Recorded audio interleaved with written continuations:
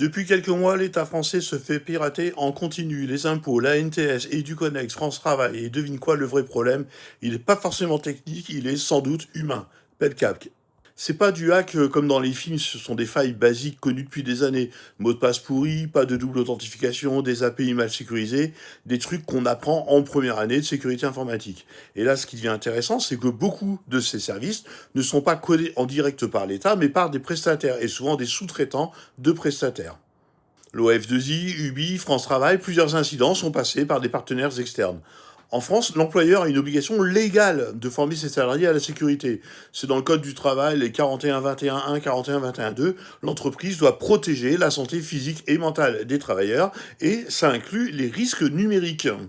Et la directive européenne NIS 2, pour des milliers d'entreprises et d'organismes publics, la formation et la cybersécurité deviennent explicitement obligatoires, y compris pour les dirigeants.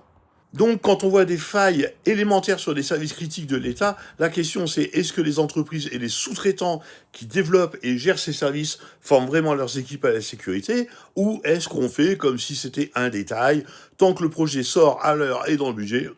Alors je dirais pas ce que j'ai pas dit, tous les prestataires sont pas nuls, mais clairement, il y a un problème de culture, il y a un problème de formation, surtout quand on touche à des données sensibles de l'État. Donc voilà, si vous avez déjà bossé sur des projets publics et comment ça se passe côté sécu, bah, ça serait intéressant de partager. Merci à vous, salut salut.